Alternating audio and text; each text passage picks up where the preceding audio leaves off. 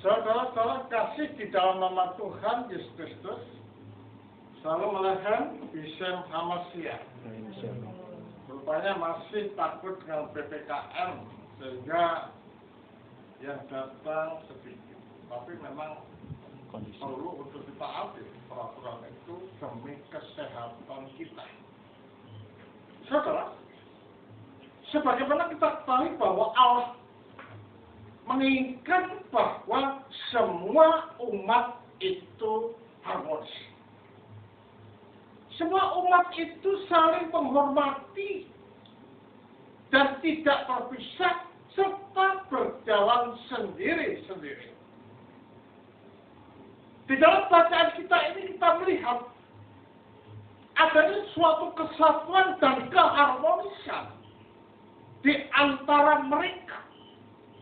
Dan pusat pemerhati adalah Yesus Kristus itu sendiri. Mengapa kita katakan seperti itu?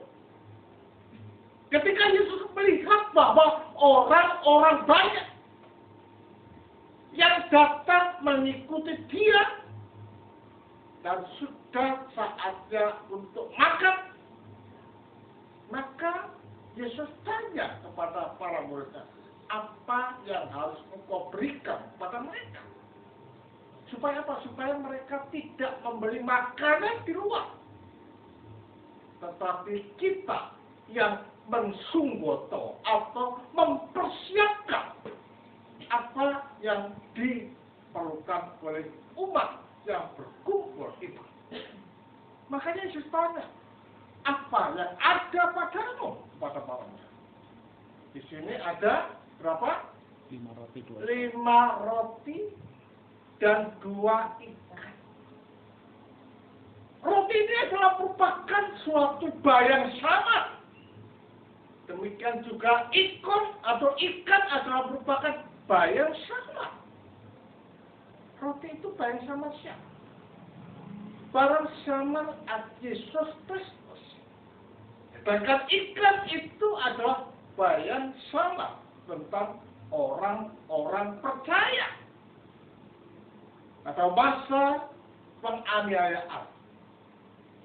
Jikalau orang-orang itu membawa gambar ikan, mereka sudah tahu bahwa ini adalah bagian atau anggota dari orang-orang Kristen atau pengikut Kristus. Siapa yang menjadi sentral? Yesus. Ya, nah murid-murid ini atau orang-orang lain ada di sekitar Yesus. Kalau Yesus katakan sebagai bayang sama tentang roti yang itu, atau diimplementasikan pada perjamuan kudus itu, berarti orang-orang di sini dan sebagai inti atau dinnya atau pemersatu itu adalah perjamuan kudus itu. Tapi permasalahan apakah perjamuan kudus datang? Belum. Kenapa? Kristus belum mati. Kristus belum bangkit. Kristus belum naik. Roh Kudus belum turun. Dan gereja belum lahir. Tetapi meskipun demikian, bayang samar telah ditunjukkan. Isyarat telah diungkap bahwa di dalam gereja nanti ada apa yang dinamakan perjamuan kudus, dan ini adalah merupakan dinnya atau tempat pemersatu. Tetapi orang-orang yang kumpul di situ tidak tahu apa maknanya ini. Mereka berkumpul hanya karena apa? Karena ingin makan roti dan kenyang. Dan coba kita lihat di dalam Yohanes 6 ayat 26. Ya, kita lihat di sana. Yohanes 6 ayat 26 dikatakan demikian.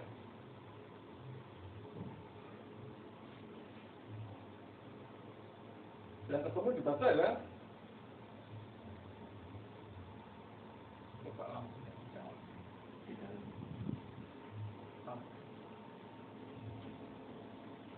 Mau angkat kalau nggak terang waktu itu nyalakan tengah gitu. Ya, ayat 20 katakan demikian. Yesus menjawab mereka, aku berkata kepadamu sesungguhnya kamu mencari aku bukan karena kamu melihat tanda-tanda, melainkan karena kamu telah makan roti dan kamu kenyang. Jadi bukan mujizat, bukan melihat Yesus sebagai pribadi yang mulia dan suci, serta mengajarkan sesuatu yang bersifat metafisika dan dapat memberikan suatu pencerahan di dalam batin. Tetapi yang dilihat hanyalah saya bisa makan roti dan kenyang. Dan ini adalah merupakan suatu sikap yang salah ketika menghadapi bayan samar tentang keberadaan Yesus Kristus yang adalah roti itu. Nah ini nyata sekali kalau kita melihat juga di dalam ayat yang ke-29. Dan Yesus pada mereka, inilah pekerjaan yang dikehendaki Allah, yaitu hendaklah kamu percaya kepada Dia yang telah diutus Allah. Siapa pada Dia yang telah diutus Allah? Yaitu Yesus Kristus. Bahkan di dalam ayat berikutnya dikatakan bahwa akulah roti hidup. Atau ditegaskan roti yang turun dari surga. Nah, realitas semacam ini menjadikan orang-orang Farisi itu sangat sedih, itu menggerutu, dan itu mencemooh. Bukankah Yesus ini adalah anak seorang tukang kain? Bagaimana dia mengatakan bahwa akulah roti yang turun dari surga? Bagaimana dikatakan bahwa dia adalah roti hidup? Ini adalah merupakan ganjalan yang diperatapi, yang dirasa oleh orang-orang Farisi. Akhirnya juga pada ayat ke-66 dalam pasal 6 katakan mereka menghindar dan menjauh daripada Yesus. Jadi kalau demikian banyak di antara mereka pada waktu itu yang tidak mengerti bahwa semua tindakan-tindakan yang Yesus lakukan itu adalah merupakan bayan samar tentang keberadaannya sendiri, yaitu roti hidup. Bagaimana implementasinya? Yaitu di dalam perjamuan kudus. Nah, dari sini kita dapat melihat bahwa perjamuan kudus ini adalah merupakan suatu esensi daripada penyembahan itu. Bukan pada khotbah, tetapi pada perjamuan kudus. Nah, orang Kristen Ortodoks seluruh jagat mengerti bahwa inti liturgi itu bukan pada khotbah, meskipun khotbah juga perlu, tetapi pada perjamuan kudus. Karena di dalam perjamuan kudus itulah orang itu disatu manunggalkan dan masuk di dalam kehidupan Kristus. Makanya di dalam Yohanes juga dikatakan, akulah roti itu, barang siapa yang makan roti itu, dia tidak mati. Dan bahkan ada seorang juru suci mengatakan bahwa perjamuan kudus adalah merupakan obat ketidakbinasaan. Mengapa demikian? Karena ini bukan sekedar roti, saudara. Tetapi ini adalah tubuh dan darah Kristus. Padahal tubuh dan darah Kristus, dan Kristus itu siapa? Adalah Sang Firman yang dari kekal sampai kekal di dalam Allah menggunakan keberadaan baru, yaitu keberadaan yang jasmani. Sehingga dengan demikian menyatu dengan keberadaan Yesus yang telah disatukan. Keberadaan yang ilahi dalam satu hipostasis. Maka sebagaimana Kristus itu kekal, maka kita pun kekal. Jadi kalau demikian jelas bahwa perjamuan kudus ini adalah merupakan sentralitas kita untuk dapat menjadi satu tubuh, menjadi gereja. Tentu saja diawali dengan baptisan.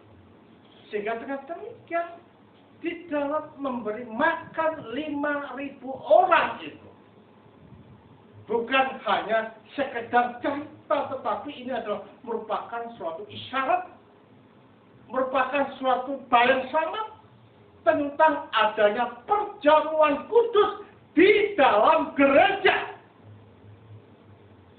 Melalui perjamuan kudus itulah, maka roh Allah masuk di dalam kehidupan kita, sehingga kita dikuatkan, kita disucikan, kita menyatu dan masuk di dalam kehidupan Kristus. Karena itulah di dalam gereja perjamuan kudus itu sangat penting. Dan perjamuan kudus tidak dikatakan sebagai lambang. Kalau perjamuan kudus dikatakan sebagai lambang, tidak ada orang Kristen yang selamat. Ya, tidak ada orang Kristen yang mempunyai harapan. Karena arti daripada keselamatan itu adalah penyatu tunggalan kita dengan Allah melalui pribadi Yesus Kristus. Jadi kalau itu dikatakan lambang, bagaimana dia betul menyatu? Tidak mungkin ada orang selamat. Tetapi karena ini dikatakan bahwa itu adalah betul-betul tubuh dan darah Kristus, maka dengan mengambil perjamuan kudus, kita masuk di dalam kehidupan Kristus yang artinya manunggal. Sehingga dengan demikian kita mendapatkan harapan, kita mendapatkan keselamatan, dan kita akan diperbarui. Jadi ada implikasi-implikasi yang terjadi jika orang mengatakan perjamuan kudus hanya sebagai lambang. Perjamuan kudus bukan lambang, saudara. Perjamuan kudus itu adalah menyatu dengan tubuh dan darah Kristus yang real. Makanya dikatakan di dalam Matius 26 ayat 26 sampai 27, coba dibaca. Ada? Matius 26 ayat 26 sampai 27. Dibaca di sana. Yang keras. 26 ayat 26 sampai 27. Saya harap nanti kalau bawa Alkitab. Ayo. Sampai 27.